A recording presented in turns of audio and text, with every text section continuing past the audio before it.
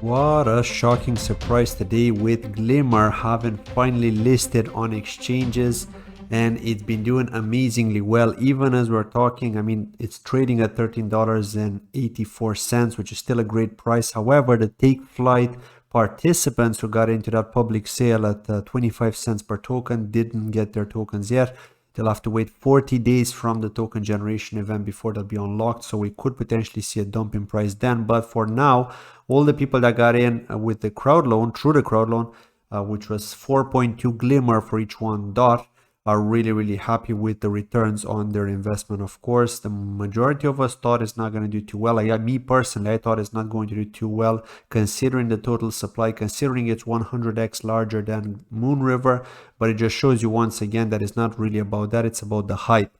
So what are we going to talk about? Well, today we're going to talk a little bit about Gate, which is the exchange where one of the exchanges where it got listed on. It's actually the second exchange that it got listed on, and the OKX was the first, and this is where it was doing extremely well before it got listed on KuCoin, because once it got listed on KuCoin, and even before that, the price had dumped really fast as people had deposited to Gate to sell their GLMR, because as you can see in this huge bar here, like soon after the listing, the price pumped from what it was $11 in just 3 candles. As you see here, this is on the 5-minute chart. So in basically in the 15th minute, it pumped from $11 to $569 here. Humongous spike in price. Some people might have gotten wrecked. I'm not sure if this was the bots or who was controlling this, and maybe it was just people FOMOing in, not realizing that it's not really worth $569, right? But people just bought anyway, and there were quite a lot of buys here. Again, this lasted for like 5 minutes, but then the price instantly dumped. As you can see, the next candle was $200 as the high and $50 as the low, which is still huge return on your investment if you had contributed to the crowd loan. I did not contribute to the crowd loan. I didn't contribute to the take flight event, so I'm partially guilty for missing out on this, but I know some people that have been watching this channel have contributed. So fair play to you, well played. Again, this was a surprise. It was unexpected. Had I foreseen this, I would have said from the beginning, okay, I'm going to contribute, and I would have contributed, but I just didn't think this would happen considering the total supply, considering the distribution ratio. So once again, it just shows you that crypto is surprising us. If the project has good backers, if the project has hype, then people will pump the price, and it just shows you, and it's been doing well. So we'll have to see if this is going to hold for the next 40 days. When the unlock happens, because people know that the take flight event participants will be able to sell, and of course they'll get a huge income, considering that they got in at 25 cents and they're getting the fully unlocked amount. Okay, fully unlocked amount. The maximum contribution you could have had was $2,500 for one round. If you made it in one round, if you made it in 3 rounds and you're one of the lucky ones, $7,500. That's 30,000 GLMR or $7,500, or 10,000 GLMR for the $2,500 contribution, which was in the case that you only made it in one of the rounds. So no matter how you look at it, that's a huge ROI. So just imagine, even the crowd loaners, like the crowd loaners who sent their tokens to Gate within the first 10 minutes, because they literally had 10 minutes to do so, then they would have made a bank as well, of course, if they would have sold anywhere above $100. It's already a lot of money, right? Anything else is just a humongous bonus. So yeah, completely unexpected. This actually puts GLMR at an all-time high, higher than Moonriver, its canary network, which is absolutely insane. Yeah, I mean, if anybody would have told me this, I would have said there's no way it's gonna be higher than Moonriver. And here we go. It just surprised us. I'm not sure if this was whale manipulation, if this were bots that did this on purpose, or if it was just people FOMOing in, because it was like the order book was quite thin, right? So just imagine if you get a bunch of people buying in when the order book is really thin, and you're basically going from $20 to $30 in just 10 or 20 tokens. Of course, the price could go up, but still, to see people buying in at prices over $100 amazes me, right? Considering the supply, but it is what it is. So what's next? Well, Binance have also listed GLMR, as you had expected, because any crowd loan that's supported on Binance from the Polkadot Parachain auctions is going to get a free listing. As I've said to you before, you should all know that by now, because any any exchange that supports the crowd loans are going to list the winners, right? That's how it is. So we can see here the high on Binance when it kicked off was actually $51 here, but you were not able to buy at this amount because this was on the very first candle, but you were able to sell or buy between 15.60 and 17 on the second candle here, as you can see. So yeah, pretty good here. And then as you can see here, the price did start to pull back as usual and is now basically balancing itself out around $14. So this is a more realistic price range here, which is still high if you think about it, but it is a realistic price range here considering the current situation. It's just the people that have the crowd loan rewards and not the people that have taken part in the take flight event. Once they get their tokens, I do expect a bit more of a dip, but it all depends on how Bitcoin price is doing, because if Bitcoin's price is doing well, perhaps GLMR could pump to maybe over $20, $25, and then when the take flight event happens, we could see a bit of a pullback as the sell-off begins, because people will want to take their profit. Not everyone got in because they believe in a project. A lot of people get in because they want a quick buck. And yeah, that's pretty much how it is here, but it is what it is. It's not the end of the world, right? We're happy. We're definitely happy to see this. So next, I just want to talk a little bit about Zenlink, but before that, I want to thank today's channel sponsors, Stablepool. So let's play this short clip and then we'll continue on. Thank you. This video is sponsored by Stablepool, a universal liquidity provider for decentralized exchanges. It's currently got just over 89 million in total value locked.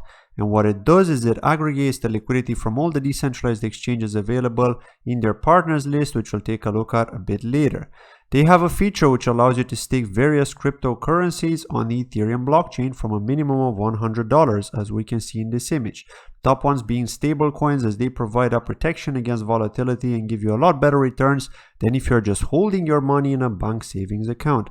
I think a lot of people still don't realize that maybe they just don't understand nor feel technically comfortable to make the jump. This is why I think once there will be some brokers out there who will manage this for their customers, there will be more onboarding for stablecoin staking and also top cryptocurrency staking, which are safer for the long term and less volatile. They're also offering liquidity mining. Different pools of tokens are locked in smart contracts, and you can choose from a wide range of pools that you could wish to add liquidity to and get a percentage of the pool rewards. Now, to get to the partners, Pantera, Fenboshi Capital, and Arlington Capital have invested in Stablepool. You can also see a list of the DEXs that they support with the pools that are available on their website. The company is based in Tokyo, Japan, and you can get in touch with them if you would like some assurance. Also, if you want to check out their white paper, they've got two versions available, the English and Japanese one. If you want to check out Stablepool, the link can be found in the description of this video. Thank you for watching. And next, I want to talk about Zenlink, who have just announced the integration with Moonbeam in their DEX aggregator. So again, on Zenlink, if you haven't already watched my tutorial, you can basically do cross-chain swaps within the Polkadot ecosystem. So stuff like Bifrost's blockchain over to Moonriver, and then from there you can go to Karura, and from Karura you can go to Moonbeam now because they've added Moonbeam. So this is awesome because as you can see here, we can choose between GLMR and non-US or USDC, I should say here, and you can see all the different tokens that are available on the Moonbeam network so far. WGLMR, which is the wrapped version. They've added the ZLK token Zenlink on Moonbeam as well. WETH as well, which I'm not sure why they're calling it NOM. I don't know if they're going to be removing this. Perhaps it's just temporary naming. But the wrapped version of Ether is on Moonbeam as well, as you can see here. USDC, USDT, also WBTC is there, DAI is there, and of course the GLMR token itself. And you can see that it is trading at $11.72 here in USDC. So you're actually getting it at a premium. But remember that the liquidity of USDC on Moonbeam may not be that high. So it may not be on a 1-to-1 ratio with what's on Ethereum, for example, or Binance Smart Chain, or even on Moonriver, because even on Moonriver, the liquidity for USDC is not super high, but it is quite okay, right? So it just shows you that this is the reason why we're getting this spike in price here, as you can see here on this chart.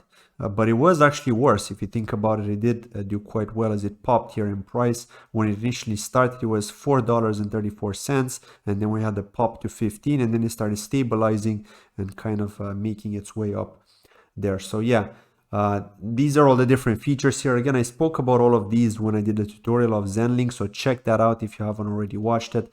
It is a cool DEX aggregator. I really like it. I'm going to be using this more and more often, but we need to wait for them to be adding more token pairs here. As soon as we're getting more token pairs, when the price is going to be more liquid, because we need to see liquid prices, of course we can't afford to see huge slippage, then it's going to be great, because again, you can bridge between your Polkadot JS and the MetaMask. So for example, if you want to swap something from Bifrost over to Moonriver, you can do so, and that's why you need to connect the two wallets to be able to send the funds over to your other wallet, because of course you're going to need MetaMask for Moonriver and for Moonbeam. And just as we're speaking here, as you can see, it's 13.57, so going up a bit again. It was actually $11 something earlier on. Yeah, and yeah, as I was saying, you basically, you're swapping it over from Bifrost, so you need Polkadot.js over to MetaMask if you're getting into Moonbeam or Moonriver. So that's pretty much how it works here. And again, with Zenlink, one of the cool features is that you can supply liquidity using a single token. You don't actually need the full token pair. You can use only one token to supply liquidity, and they'll automatically buy enough of the second token for the pair for you in order to supply that liquidity, and then generate, basically do liquidity mining and generate dividends based on that. So that's one of the cool features of Zenlink. And then we've got this unknown feature, the NFT crowdloan, which I'm really looking forward to see what it's about. We're going to get more info on this. I'm thinking that they're going to work together with Remark on this one, but I could be wrong. Perhaps they will. I'm hoping they will, because as you know, Remark has built quite a name now for themselves. So yeah, as you can see, it's quite volatile here, $11.73 while I'm doing this video. So it is fluctuating wildly here. But if we look on Binance, it's still $14.30. Okay, so yeah, we'll have to see how things go with Glimmer here, but nevertheless, amazing, and people are very happy, of course. That's been it from today's video. I just wanted to quickly cover these news. I don't have anything else to cover. I will be checking out the news tomorrow to see if there's anything new on the Kusama ecosystem, and then of course I'll cover that as well. But for now, I just wanted to talk about this. And of course, next week, we're going to get the next action, which is going to be the air listing from Altair. And we'll have to see how that performs considering the market conditions. And just before I leave, I just wanted to quickly say something because I almost forgot about it. I just noticed that anything that lists on Gate seems to do really well for some reason, because Kint from Kintsugi also listed on Gate and he did really well. He went to over $100. And then, of course, it pulled back when he got listed on KuCoin. So I'm thinking now that perhaps anything that lists on Gate first will do really well, and then if it lists on other exchanges, it then dumps, right? So this is just something to keep in mind, and I will be preparing my Akala, because I do believe Akala are due to list sometime in January, and I will be preparing that and will be depositing it to Gate in advance, assuming that Gate are going to be the first to list Akala. Now, don't deposit to Gate if they're not announcing to list Akala first ahead of other exchanges. Like for example, if Binance decide to list Akala before Gate or KuCoin, then there's no point for you to deposit to Gate, because then the effect would not work, right? You need to be on Gate first. It seems, at least to me, that's how it seems. You need to be on Gate first in order to do well as a token. So yeah, this is just something I wanted to share here, something that I've noticed personally, and this is the second token we're seeing it with, so I'm assuming it could be the same for the third token, or perhaps not. But again, if it lists on Gate first, then there's a high probability that it's going to do well, so you have those tokens prepared there. But do keep in mind that if it doesn't do well, then you will not be able to get them out again out of the exchange for a couple of days until they enable withdrawals, because they normally disable those withdrawals for new tokens for a few days. So yeah, that's it from today's video. Thank you for watching, and I'll see you in the next video. Bye bye.